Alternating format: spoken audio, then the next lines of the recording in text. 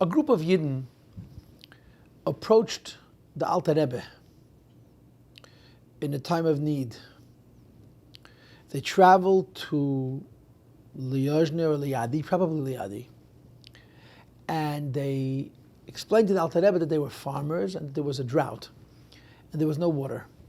And consequently their crops were failing, and of course they would lose their parnasa, they also would, God forbid, starve, and they asked the Alter Rebbe for help. The Alter Rebbe should daven for them, he should give them a bracha, give them an eitzah, whatever the case is. So they came into the Alter Rebbe and they made their request, and the Alter Rebbe did not respond. The Rebbe was unresponsive, didn't answer. And the people were devastated. They understood from the Alter Rebbe's lack of response that he couldn't help them, and that there wasn't going to be rain, and that they were going to starve. So they walked out of the Alter Rebbe's room quite distraught, very upset. And it was very evident to everybody outside that something very traumatic had occurred in the Alter Rebbe's cheder. And of course, amongst the people that they encountered was the Alter Rebbe's grandson, the Rebbe de Tzemach Tzedek, who was a young man, who was sitting and learning right outside the Alter Rebbe's room, or a couple of rooms away. And he approaches this group of very, very, very emotionally burdened people, and he says to them, what's going on? What happened? So they tell him. They went into the Zayde, and we asked him for a bracha, for rain, and he said he couldn't help us, so we understand that our fate is sealed, and we're very frustrated. So the Tzemach Tzedek asked him for some money, 5 ruble, 10 ruble, a considerable amount of money. And he called over the Alter Rebbe's Shamish. And he said to the Alter Rebbe's Shamish, I'm giving you this money, which for the Shamish was an extraordinary amount of money, a lot of money. And he said, but on condition, I want you to swear that you'll do whatever I tell you. So the Shamash looked at the money, looked at the Alter Rebbe, Tzemach Tzedek, contemplated an oath, and understood that Tzemach Tzedek is not going to make him swear that he'll be Mechal Shabbos. He understood that. So he figured, how terrible a commission, a function could he give him? So he says, okay, give me the money, and I'll swear that I'll do whatever you tell me. So the Tzemach Tzedek says to him as follows. I want you to go into the Zayde and tell him as follows. Oib du bist a Rebbe. Und du kannst jeden helfen. Was bist du so achser? Und du gibst dir nicht kein Regen.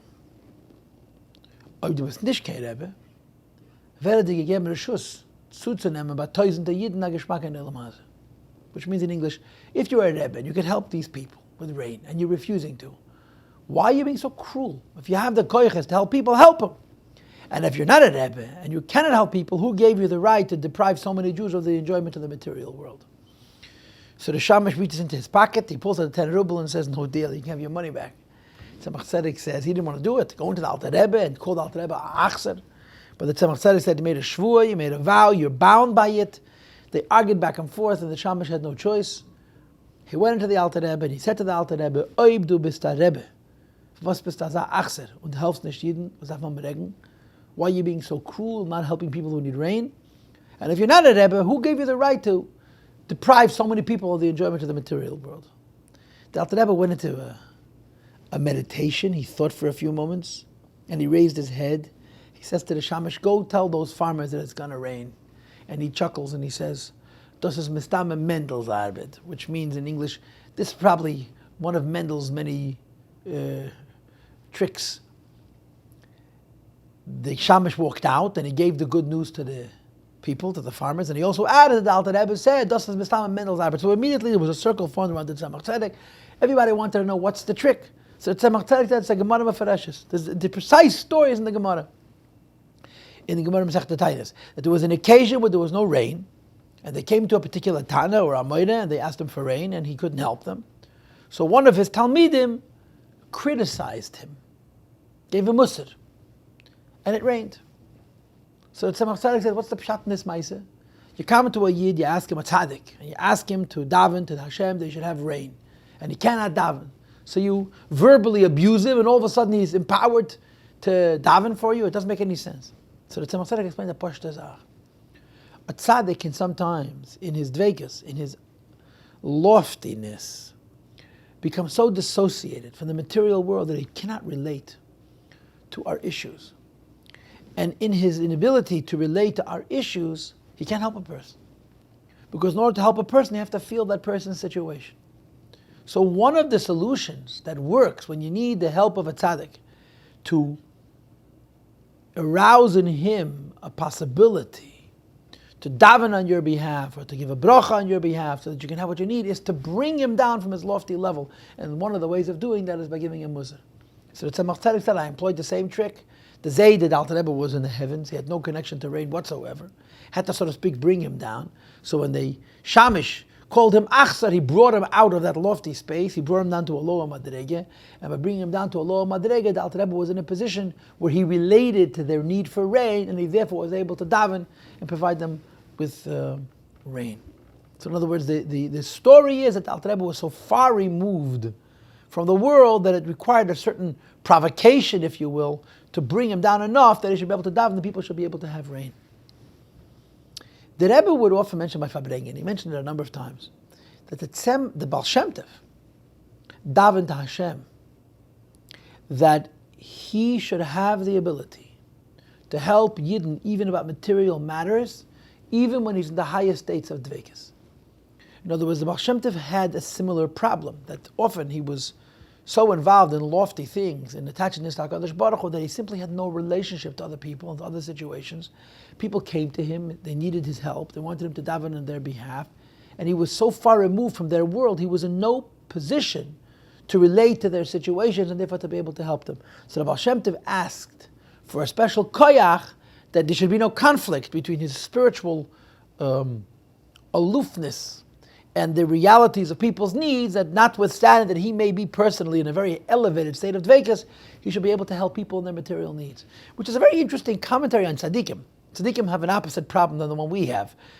Our problem is, how do we distance ourselves from the material world and become involved in more lofty things? Tzaddikim's issue is, how do they remain attached to the physical world? Because the role of a tzaddik is to be involved with people. The role of a tzaddik is to be involved with the world. And when a tzaddik is too far removed from people and from the world, he ceases to be able to function as a tzaddik is supposed to function as he exists in this world. There's a very interesting, powerful little story, an anecdote. The night that the Mittel Rebbe passed away, the Mittel Rebbe's Histalkus is one of those incredible stories. He had been very, very ill. The doctors had had prohibited him from speaking, and he was in a coma. And one doctor whispers into the Mittel Rebbe's ear that the doctors recalculated, thought about it again, reconsidered, and they decided that the Mittel Rebbe could say Chassidus. So he sat up, and he asked for his Shabbos clothes, and he said Chassidus. And the night that he passed away was one of those incredible nights. He said Chassidus all night long. But at some point during the night, he went into this incredible trance, this incredible trance. And the trance was so deep and so whole that he was completely unresponsive at all, totally unresponsive. And the Chassidim panicked. They had never seen the Mittel Rebbe behave this way in public. The Mittel Rebbe was known to behave this way in private. When the Mittel Rebbe would daven, he was so mufshid, he was so removed from this world, that the Mittel Rebbe Shamish, who was a notorious fool, would bring Chassidim into the Mittel Rebbe's cheder, and for a fee, he would show them how the Rebbe is davening. So he would bring you into the Mittel Rebbe's room. The Rebbe was standing in the middle of the room, like a statue of marble, in Talson's film, facing away from the door. He would walk over to the Rebbe and he would pick him up. He'd raise him up by the elbows or under his arms and turn him around to face the Chassidim. And they would say, "What are you doing?" He says, "Don't worry, he has no idea what I'm doing." And when they finished watching him, he would pick him up, turn him back around, put him back in the same position, and the Rebbe had no idea. I don't want to trivialize the chutzpah in this story, but this is nevertheless the kind of dveikus which was normal for the Mittel Rebbe. But he didn't do it in public. This was in a group of thousands, hundreds of chassidim, whatever it was, and they panicked, they became hysterical. And they were screaming that the Rebbe should not do such things in public because chassidim can't witness it. And they screamed, and the Rebbe did not respond. Eventually, he came out of his dveikus. He woke up, so to speak, from his trance. And the Chassidim asked him if he heard what they'd said. He said, sure, ich hab gehört. Was tut azah heiche neshama in azah niedrige Welt? What is such a lofty soul doing in such a lowly world? He was someplace else and heard a different message. So being a tzaddik has its unique challenges. And the unique challenges of being a tzaddik is, how do I relate? How do I connect to the world? Now, of course, all of us understand, especially those who are connected to Chassidus, that one of the essential roles, or basic, fundamental roles of a tzaddik is amcha. It's people. Tzaddikim exist because people exist. No people, no tzaddikim. Now there is such a thing as, we call in our culture tzaddik and pelts, the private tzaddik, the uninvolved tzaddik, but we don't consider that an attribute of virtue. And it's certainly a limiting attribute. An ideal tzaddik, a tzaddik in the most ideal sense, is by definition, as the expression is in our culture, mekusher to people. Just as people, chassidim, are mekusher to a tzaddik, to a rebbe, a tzaddik is mekusher to people. In other words, just as chassidim need and draw from their the rebbe needs and draws from his chassidim. And it's as uncomfortable as this may sound, this is the truth. It's a symbiotic relationship. As chassidim need a rebbe needs chassidim. And his connection to the world is through his tzaddikim. There's a very, very interesting commentary from Rabbi Isaac Homler. I believe I've told this to you on an earlier occasion. Rabbi Isaac Homler once commented that Adam Marishan was not a rebbe. Now, Adam Marishan is considered, Adam, a greater soul than even Moshe Rabbeinu. The only neshama that's considered greater than that of Adam Marishan is Mashiach. So Isaac Homler makes a statement, Adam Marishan is not a rebbe. So he was asked, how could you say he's not a rebbe? And he said very plainly, had he been a rebbe, he couldn't sin. Adam Marishan is the ultimate neshama klalis. In the soul of Adam Marishan is included every neshama that will exist till Mashiach. But they existed in theory. There were no actual amcha. There was no actual ein melech b'lei am. There were actual people that created this symbiosis, the interconnectedness between the great tzaddik and the simple folk. And as a result, notwithstanding how holy he was an individual person. But a tzaddik, a rebbe, because of the symbiotic nature of his relationship with the people in him and he's the people empower the tzaddik is above the possibility of making an error. This is how Rabbi Isaac Homler explained it. Here we have a maimer. It's a very, very interesting maimer. I must tell you that it's a typical maimer. There are a number of maimerim along this theme, but this maimer has a bit of a variation on the typical theme. And what the maimer says, and if I may use my own abstract words, is as Chassidim are bound by their Rebbe, the Rebbe is bound by his Chassidim. Which means to say, if Chassidim are on a higher level, the tzaddik can be on a higher level. If the Chassidim are on a lower level, the tzaddik is on a lower level. This doesn't mean that the tzaddik is on a lower level. This means the tzaddik's ability to be a mashpia. The tzaddik can only give what Chassidim are able to receive. In fact, in Torah Shalom, in the Rebbe Rashab Siches, he makes a reference to the effect that the Rabbeim would have been Nevi'im had they lived in a doyer shahoyaroya lekach. He indicates that tzaddikim are, so to speak, are contained or somehow limited since they're connected to their generation, to their people. If their people are on a lower level, it, so to speak, brings the tzaddik down. This maimer actually makes the opposite point. This maimer says, just as there is a notion of people bringing down a tzaddik, there is also a notion of a tzaddik raising up people. That when a tzaddik is incredibly holy, as our maimer demonstrates, in the case of Moshe Rabbeinu, his holiness raises up his am, that they too should be in a higher level of holiness, and it creates the dilemma that is this maimer. Now, what I would like to do is this. I want to start learning the maimer with you.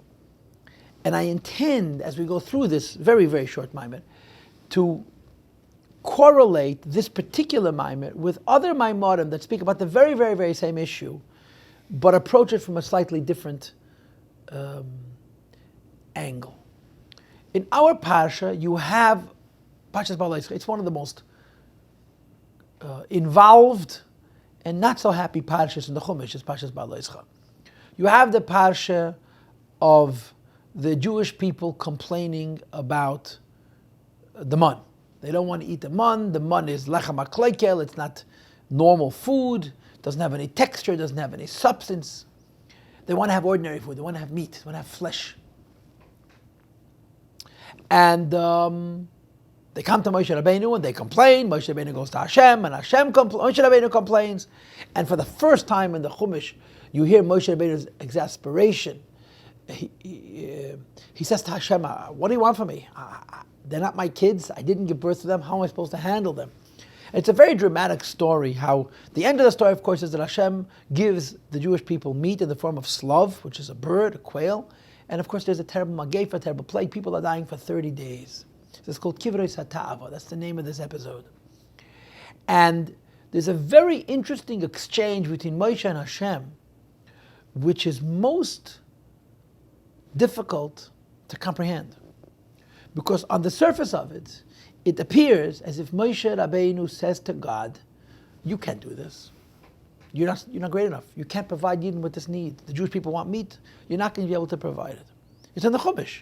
Moshe says to Hashem, Im, as our Maamar begins, it's called Dagei Hayam. Can you think you can feed these people? No way. Now, Rashi has his commentaries, but Chassidus has a very wonderful commentary on this episode. What was it that Moshe Rabbeinu was telling Hashem when he says to God Almighty, you cannot feed these people? And when Chassidus says, Moshe says, you cannot feed these people because I am their Rebbe. I can't stoop so low. I cannot descend to their level and provide them with something as material as flesh. Moshe Rabbeinu provided them man, which is spiritual food, godly food. Lechem abidim, that the malachim are eating, but he couldn't provide them with physical meat. And Hashem tells him how he will resolve that dilemma. But this Maamar has a different approach than all the other Maamarim in the Likutei Torah that ask a similar question. And now let's begin to read the Maamar, and as we go through it, I will share with you what the other Maamarim say about this story, and what is distinctive, what is unique about this story as it found it in our Maamar. The Maamar begins with the words, Im es Kal Dagei Hayam v'goymer.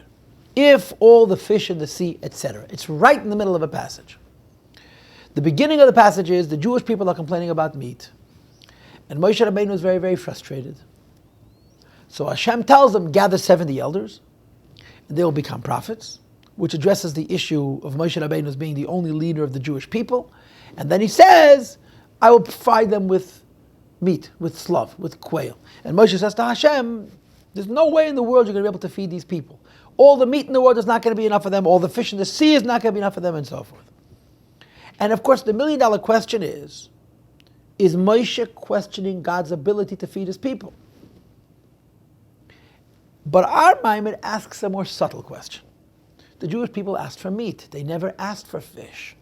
Lahavin, line 1, the question is, Haloi shalu dagam klal. They didn't ask for fish. Ela basa, they asked for meat, for flesh. So why is Moshe Rabbeinu inserting fish into the discussion? There was no mention of fish in the request that the Jewish people made. So this reference, this allusion, becomes the basis for an insight, which opens up the whole discussion. And it goes like this. Ha'inyan, the idea is as follows. Ki Moshe Amar, Moshe Rabbeinu says, Me'ayin li basar. The literal translation of the words Me'ayin li basar means, where am I going to get meat from? But Chassidus interprets these words as follows. Me'ayin, I am on the level of ayin. And as a result, li basar, I can be the provider of meat. Moshe Rabbeinu says, in effect, I am on the level of keser, ayin, as opposed to on the level of yesh, which is atzilus. I am so high, so lofty, so removed, there's no way I can be involved in providing the Jewish nation with flesh. And that's Moshe Rabbeinu's issue. He says to Hashem, you want to give the people meat? How can you give them meat? I am their leader. Me'ayin li basar. I'm too far removed from being involved in a material thing. Which of course leads us to this very, very important and deep concept that is so elementary to Chassidus, and that is the role of the tzaddik and the Rebbe. What is the role of a tzaddik and a Rebbe in Chassidus? And of course it's really based on Kisvei Arizal, on Kabbalah. You know, before people get all nervous about these so-called controversies, you have to understand that Tanya chapter 2 is based on Kisvei Arizal. And the idea is that it says in Kabbalah that all neshamas are connected. And the Rebbe, the Nasi Hadar's neshama is the mystical, the spiritual head of the collective body of the Jewish people in a particular generation. Like it's described in Tanya chapter 2. a body has many parts. They all come from one point. And when they radiate and they diversify, they're all still connected to the mind, to the brain. And in a lot of different contexts, including in a generational context, this goes on the head. The tzaddik of the generation is the mystical head of the generation. In other words, Kabbalah teaches that a tzaddik's connection to his community is not only a practical one. In fact, it's not primarily a practical one. It's primarily a spiritual one. Because the neshamas of the people with whom he is involved actually radiate, emanate, they break away and form from his neshama clause, from his greater soul. And on this basis, Chassidus explains that all the hashpah, all of the gifts, all the blessing that Hashem gives the generation passes through the tzaddik, the nasi hador. Like the Gemara says about Rabbi Chanin ben Doisa, Rabbi Chanin ben Doisa was incredibly poor, and he would eat a bushel of charuvim, of carob, made of Shabbos, late of Shabbos, all week. It's all he ate, and the whole generation had parnasa because of Rabbi Chanin ben Doisa. In other words, he was a tzaddik, and in his chus he didn't have parnasa, and he himself suffered. This is not only a practical thing; it's a mystical thing. All of the shefa, all of the blessings that we get, come through the Rebbe, the Nasi Ador. So Moshe Rabbeinu says to Hashem, I am such a big tzaddik, so long as I am their Rebbe, there's no way they can eat meat. I can't descend that low to provide them spiritually with this kind of sustenance. In other words, Yeshua is at a much lower level than Moshe Rabbeinu. So arguably in the generation of Yeshua, Jews want meat, they can eat meat. But Moshe Rabbeinu says, Me'ayin li basar. From my incredibly exalted station, considering that I am their Rebbe, I cannot descend to their level and provide them with meat. And that's what Moshe is saying to Hashem. He isn't questioning God's ability to provide. He says, since Hashem set up his world, that there's a channel, and that the hashpah, the flow of the generation, has to do with the Rosh B'nai Yisrael, the head of the generation. From my vantage point, I cannot stoop low enough to provide them with these needs. How can the Jewish people have it? And the Alter Rebbe spells it out. Pirush. Shehu b'madrege ma'od naila. Moshe argues, I'm in such a lofty place, lamata, I cannot descend sufficiently to myself draw life from flesh. Moshe says, I myself can't eat meat. I can't partake of meat. I can't be nourished by meat. Ki abasar magashim, flesh is very, very coarsening. So Moshe says, since I cannot eat meat, I can't provide them with meat. So the issue, as far as Moshe Rabbeinu is concerned, is I can't stoop as low as would be needed to provide them with meat. Tangentially mentions the Alter Rebbe, v'lachein, and therefore am ha'aretz asa lechal basar. According to Gemara, a simple person should not eat meat. In fact, you have in Chumash Rashi, that Rashi brings, that people should only eat meat when they can afford it, number one, and they should not eat meat all the time because it'll make them gluttonous. They should eat meat on occasion so that meat should be special and that they should be a little bit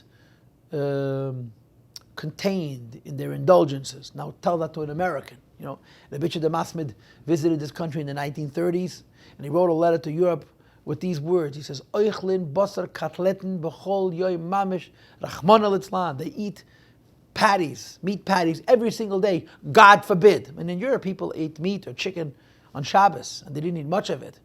Obviously, for them, it was an issue of finance. They couldn't afford it. But Torah says there should be a containment, a limit in how people consume very, very rich and expensive foods, so that people shouldn't become gluttonous, and it should have a special meaning. But you see, when you eat food, you're supposed to elevate the food. You're supposed to use the food for a good purpose. So a person who's a glutton, the person who's not on an elevated level, eats meat, it doesn't affect anything favorable in the meat. To the contrary, it just adds to his coarseness. So the Gemara says, only a Talmid Chacham, a person of stature, a person who's in a position, a Talmid Chacham can raise up the flesh, so eating meat becomes a useful thing, so he eats meat.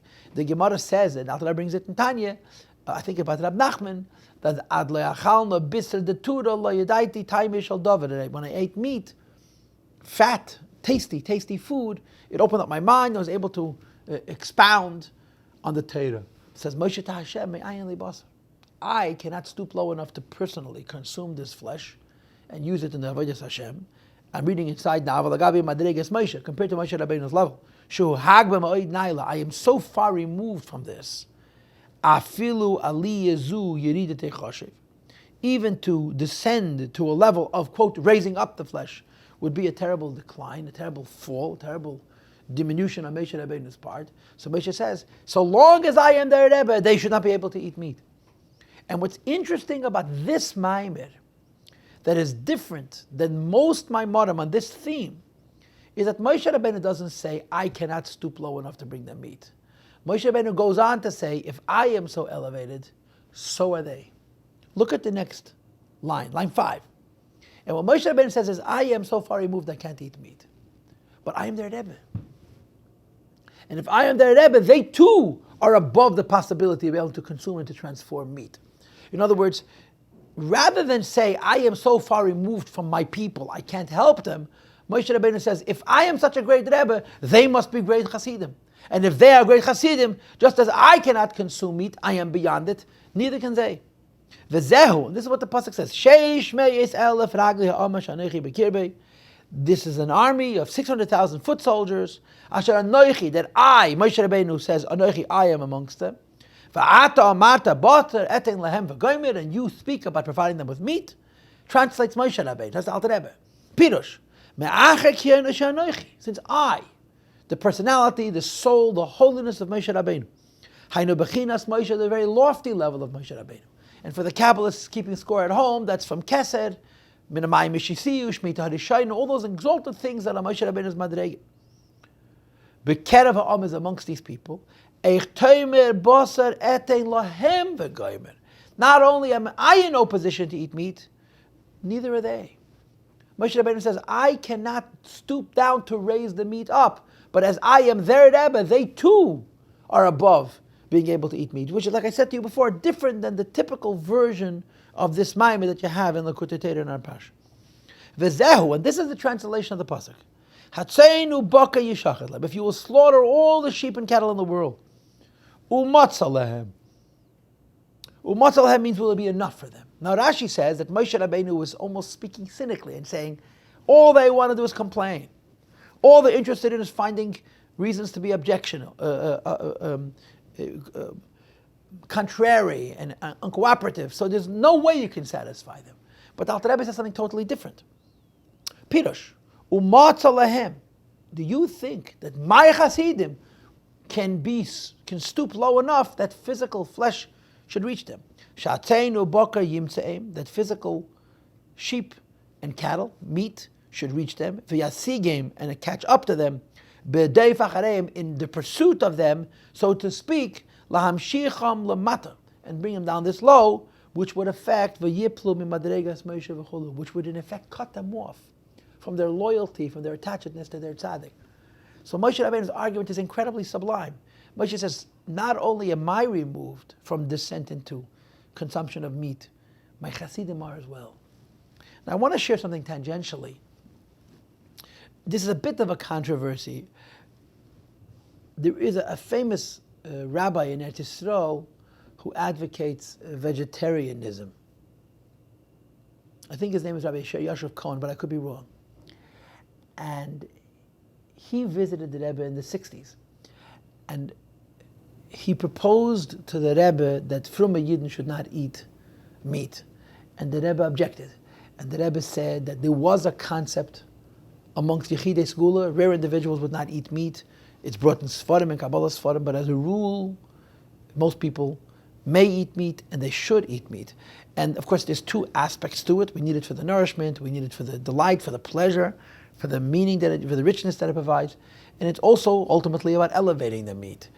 And it's only rare individuals that, so to speak, dissociate themselves from that occupation, from that endeavor, because they were too fine, too spiritual.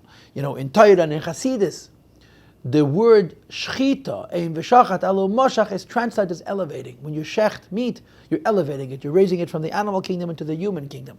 Some people are so far removed from the animal kingdom, they can't stoop low enough to raise it up, as we find here in this Maamar in the case of Moshe Rabbeinu. But as a rule, Torah does not believe in vegetarianism on any grounds, because Torah sees the consumption of meat as not just something which is for the purposes of satisfying the body. It has spiritual purposes as well, and this is the way Hashem made His world.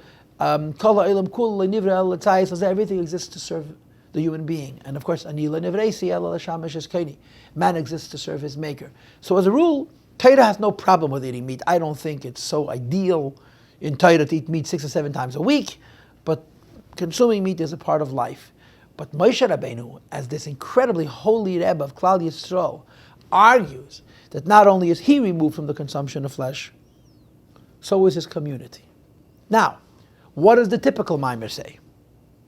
The typical Maamar approaches this question in the same way, but comes up with a different issue. Moshe Rabbeinu says, I am so far removed from flesh, I cannot stoop as low as them. And Hashem says to him, incorporate 70 elders. 70 elders are selected. They become prophets. But the pasuk says, "V'yatzalti min haruach asher alecha v'atzalti aleihim," that Hashem says to Moshe, I will take some of your prophetic powers and emanate it upon them. And as Rashi puts it, Moshe Rabbeinu became like a candle that lights 70 other candles. And his initial candle, his original candle, isn't diminished. And the 70 elders were on a lower level than Moshe Rabbeinu. And the argument is, Hashem says to Moshe, the 70 elders will be an intermediate between you and the people. You cannot descend low enough to provide the people with flesh. The 70 elders are at a lower level than you are. Emanate your blessing through the 70 elders, so the 70 elders will then be able to provide Yidden with physical meat, which explains a lot of the order in this story they have in the Chumash. But this Maamar has a very different approach. This Maamar doesn't say the Jews are too far away from Moshe Rabbeinu, so Moshe Rabbeinu can't give them what they need. This Maamar says, if Moshe is such a great tzaddik, then his Chassidim must also be in such an elevated level that they too are removed from the possibility of eating meat. And therefore Moshe says incredulously, how do you expect to feed these people? They can't elevate it, they can't stoop that low, in quotes. And he qualifies his argument by mentioning fish. And here we go. Well, line 8, which is why he mentions in context, Kal Dagei Hayam, if you gather all the fish of the sea. And the Rebbe's explanation is very, very simple. Fish is finer than meat. Everybody understands that. So Moshe's proposal is, I, says Moshe Rabbeinu, am too far removed from the possibility of descending to provide them with physical meat. And I am Anochi B'Kibbeh, I am their leader, I am their Rebbe, I am their tzaddik. They too are far removed from the consumption of meat. So let's try eating fish. Maybe fish will be in a middle ground. Fish is finer, the Yidden will be able to eat fish.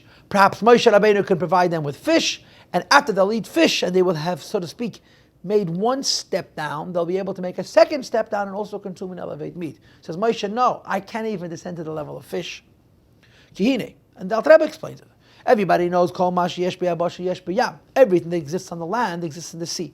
But in the sea, it's on a higher level. What is the corollary? What is the equivalent of meat? In the sea, this is fish.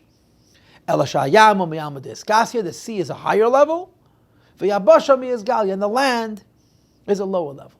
Consequently, spiritually, fish is considered a finer, a more edel food than meat. It's certainly healthier in most cases, and it's easier to digest. And in general, people today advocate eating more fish and less meat. I want to mention that Rebbe once mentioned by Fabregan after the Rebbetzin had passed away that he eats fish all week and he eats meat only on Shabbos. And then he added, but that's my preference. It's not because that's what my cook prepares. That's the way I want it. I don't want to eat meat during the week. V'hine, hayirida hagadoil lebechinas almadas galia, for a nation of Jews whose Rebbe is Moshe Rabbeinu, and consequently not only is he removed from the material, they too are removed from the material, to descend to all the way down to a level lechal basar, to eat meat shebahayabosha, from the dry land, lahales v'chulu, that they should raise it up. V'layipul lamata bagashmes, they should not become spiritually compromised by this descent, is impossible.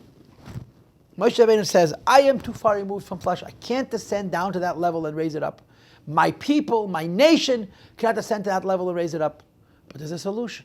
Let's go halfway. Yesh Eitzah, there's a solution. And that is, let the Jews eat fish. It's not as much of a descent. Fish are finer, physically and spiritually. Spiritually, they represent a finer kind of gashmistic entity. And by elevating fish, they will be sensitized to the process of elevating food, that later they'll be able to descend to a lower level still. Shabehem v'al yadam, that after eating fish, yuchal achakach, later Yossi v'chulu, they'll be able to descend to a lower level still and eat meat and elevate the meat. You see, the problems of this Maamar are not exactly the problems that you and I have. The problem that you and I have is that we like food and we don't know when to stop. The problems of this Maamar is that the whole philosophy, the whole mindset is, if we are going to consume something, we're going to elevate it. If we're going to consume something, we're going to halify it. We're going to make it holy. And the argument is, I can't make meat holy, nor can my generation. Perhaps I can make fish holy. And if fish will act as an intermediate, then after the Jewish people, in quotes, descend to elevate the fish, they'll be able to go on and elevate the meat. And of course the answer is going to be, Im Kal Dagei Hayam. Moshe says, nope, the Jewish people cannot even descend low enough to eat fish. Look at line 12. I skipped a few words, okay? Ach lagabi madregas Moshe. Compared to the level of Moshe Rabbeinu, afilu, even Im Kal Dagei Hayam ya'asav them, even fish, umatzal lahem, cannot reach them.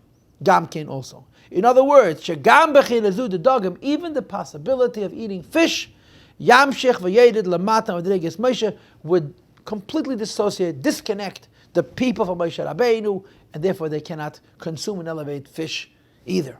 So the Maamar is saying that Moshe argues with Hashem. And his argument is not chas v'sholom a disagreement. It's a question. How can I provide them with meat? I'm an Eichi. I'm so far removed from it. And as a consequence, so are my people. They too are removed from meat. And moreover, they're even removed from fish. So that technique can't be employed either. And the question then, of course, remains, how are we going to provide Yidden with meat? And they should raise the meat up rather than be dragged down by the meat that they're going to eat. Now go back to the words that we skipped, line 11. This is in a Maamar of Chabad, what some would call a Polish Gedank, but of course it's the Alter Rebbe, so it's not a Polish Gedank. V'lachein minig Yisrael, this is the basis for the Jewish custom, lechal dagam kaidem basa, to eat fish before meat. Now why do we eat fish before meat? Because it's easy to digest. That's what says in Shulchan Aruch. The Alter Rebbe posits, he argues, that the reason we eat fish before meat is because it's easier to elevate. And the idea is that a person who's involved in virtue and spirituality, who has to go away from that holiness and involve himself in material things, not only to live, but to raise them up, it's easier to go down one step than to go down two steps. So first you eat the fish, you raise up the fish, then you descend to a lower level still and you raise up the meat. And I want to digress a little bit and talk about this. There was a famous Chassidic Rebbe whose name was the Apterov, the Bavram Yeshua Heschel of Apt. He was one of the great disciples of the Noam Melech, the Rebbe Melech, as he's called in the Polish circles. And he had he had considerable longevity. I think he lived well into his 80s. He was a contemporary of the Alter Rebbe's, and he passed away at the same time of the Mittler Rebbe's. He had an incredibly large group of Chassidim, because the Rebbe Melech had 4 Talmidim.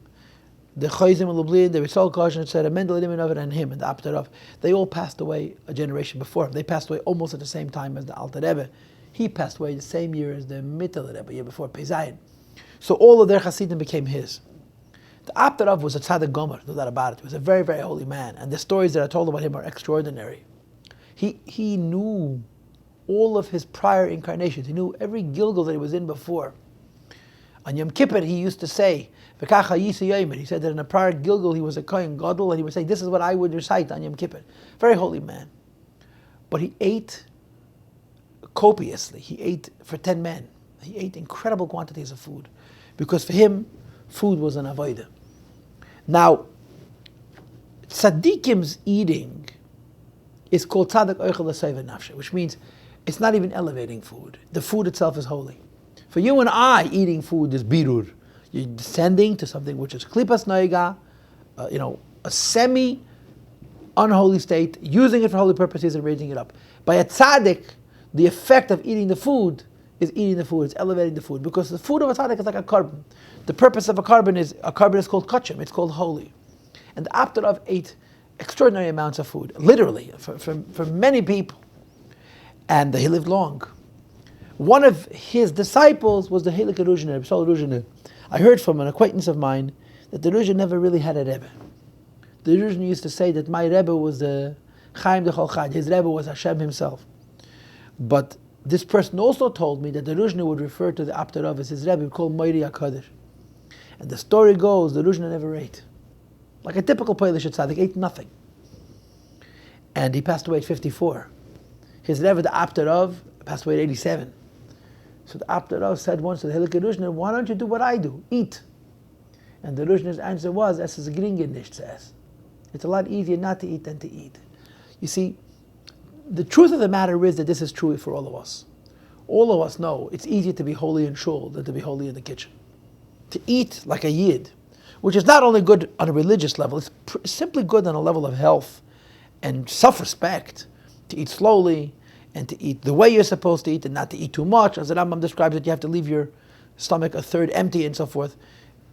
These are hard tests, and it takes a lot of discipline and a lot of work to develop good eating habits and certainly good religious eating habits. For a tzaddik, it's infinitely more complicated because a tzaddik is a person who, although he looks like the rest of us, has nothing to do with the physical world. He's an incredibly holy person. Involving himself with food is a descent. So the Apter ate and ate and ate and ate and ate. It didn't bring him down. His food was holy. So he says to his disciple, to the Holy Ruzhner, do as I do. Eat, elevate the food. And I suppose you could add, and you'll live long. And the Ruzhner says, I can't. I can be a tzaddik, but I'm not a big enough tzaddik to be a tzaddik who eats. You know, this reminds you of the Gemara. The Gemara says about Metzia that there were two Maamar Eim who were incredibly large. They ate incredibly large. The Gemara describes the quantities of food that they would eat on a daily basis. The Gemara describes two Maamar Eim that if they stand belly to belly, a pair of oxen could walk underneath. Now, how you explain this physically, you'll take that up with the Bali Agoda. But the point here is, these were holy people who ate extraordinary amounts of food. And this is exactly the same thing as the Apter. They were not pigs, they were not gluttons. Their food was kosher, but it's not for the faint of heart, you know. And as our Maamar now discloses, Moshe Rabbeinu's claim is, I am even above the level of tzaddik who can elevate food. He says, I have nothing to do with food.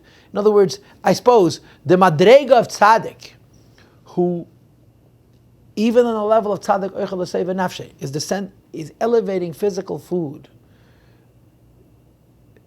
Moshe Rabbeinu exceeded to such a degree that Moshe claims, not only can I not elevate food, my generation can't. Not only can they not elevate meat, they can't even elevate fish. And therefore we have a dilemma. Hashem is saying to Moshe Rabbeinu, through you I'm going to give you meat. And Moshe says, not only can't I eat meat, they can't either. And that's the dilemma of this Maamar. So to summarize and review again, in contrast to the other Maamar in Likutei Torah Behaaloscha, who makes the claim that Moshe says, I am so far removed from them, they are so out there, I cannot relate to their material needs. This Maamar says, since I am removed from materialism, they are also. And if they are also removed from materialism, how can I possibly provide them with flesh? And the Eibishter's answer is, we won't give them meat, we won't give them fish, we're going to give them quail. Line 18. He gives slav. Hashem provided them with quail, which are birds. How is this a resolution? Because it's above the level of the flesh of animals. Because animals are, it comes from the level of an ox, which is in the divine chariot. While birds come from the level of the cherubs, which is interesting. Because this is a little bit hard to understand. The answer is, Hashem said, I'm going to give them to eat fowl, birds. And that the source of the birds is coming from the Kruvim and the Merkava, which is a much higher level than Pnei Shayir. So this meat that they're going to be eating is a more spiritual food. So although on the one hand it's a physical food, on the other hand it's a relatively speaking more spiritual food, and Moshe Rabbeinu will be able to elevate it, and the Jewish nation, his generation, his Chassidim, will be able to elevate it as well. And the Maamar goes on to say, they're very rich, fat. The Gemara says, the Gemara describes how much grease would drip off when they were eating the slav. Ki bisra sumka, and he finishes by saying, because meat is red, which is bechinas gevura, which is the attribute of gevura, v'shamnun is bechinas chesed, and the fat is the level of chesed, v'chulu, and so forth. what is this answer? What is this conclusion? Moshe says, I am so far removed from flesh, I can't elevate it, nor can my generation. And the answer is, don't worry, they're not going to eat meat, they're going to eat fowl, bird. And of course, the real question should be, the Maimer's whole argument is they can't even eat fish. If they can't eat fish, how can they eat the meat of birds? And honestly, I am not sure how to resolve that, how to explain that, and how to answer this question, and so forth and so on. But I'm going to tell you what the last words of the Maimer are saying, based on another Maimer, another version of this Maimer, which I looked up in my preparations. And that is, Bisra Sumka, meat is red. And because meat is red, it represents Gevura. The mysticism of Gevura is that when it's good, it's very good, and when it's bad, it's very bad. That's just the way it goes. In other words, either it's very high or very low. So Moshe Rabbeinu's argument is, Gevura is very strong, and the Gevura of meat is a very powerful animalistic attribute, a very powerful material attribute. Says Moshe, I can't ascend that low. But these particular birds were incredibly, incredibly rich, incredible quantities of fat, and which of course makes them tasty, and for the people who are listening to me who are sensitive to these issues and perhaps quite unhealthy. But the richness of the birds represents a softness of their character, represents a delight and a pleasure which is not so hard. Because according to Kabbalah, the shemen, the fat in those birds is the midas hachesed. So Hashem says to Moshe Rabbeinu, I am going to find meat which even you and your generation can elevate, because although meat typically has to do with Gevura, and as I explained to you before, Gevura is either very good or very bad, the fat in the meat is chesed, and chesed is not, the mysticism of chesed is, when it's good, it's not very good, it's soft, but when it's bad, it's not very bad. And as a result, the Yidden will be able to raise up this meat.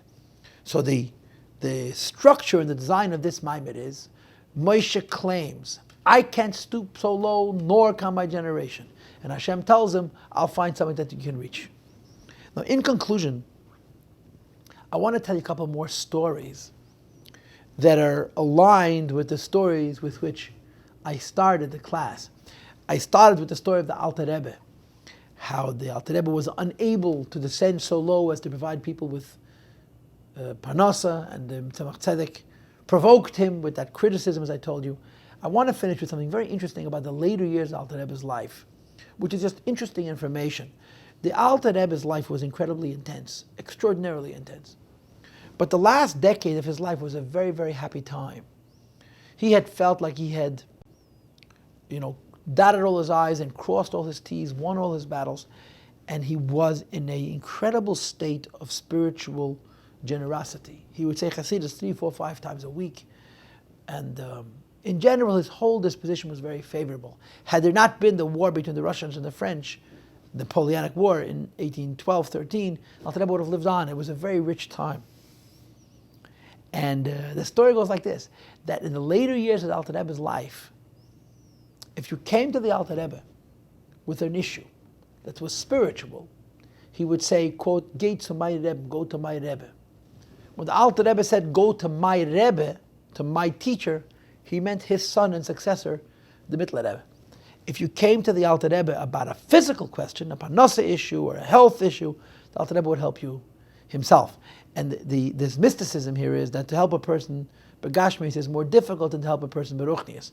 Gashmius is lower, so it has to come from a higher source, and that's the job of a tzaddik, to be able to descend all the way down to the level of Gashmius, and our Maimer seems to be indicating a limitation on a tzaddik. What's interesting is that when the Alter Rebbe passed away, the Mittler Rebbe had another custom. The Mittler Rebbe's Chassidim would come to the Mittler Rebbe and address spiritual matters with him, and he would help them. But if a chassid came to the Mittler Rebbe and said, I have a material problem, he would say, Geh to my bruder, go to my younger brother. Mittler Rebbe's younger brother was Chaim Avraham, who was an incredible chassid and a big tzaddik and a very unusual personality. He was the Alter Rebbe's son. He looked like his father, and there's much told about him. And the chassidim would come to Reb Chaim Avraham and they would say, I have a problem, I need parnasa, I need health. And he would look at them like, what are you coming to me for? I'm Alter Rebbe, go to my brother, go to the Mittler Rebbe. And they would say, the Bruder hat geschickt, the Mittler Rebbe sent us to you. So he would say, the Bruder hat geschickt, you're coming on behalf of my brother? he would take a shtreimel, he'd put it on his head, and he would get brachas. In other words, if it's coming from the Mittel Rebbe, then Reb Chaim Avraham is simply an intermediate between the bracha, the Mittel Rebbe, and the Chassidim.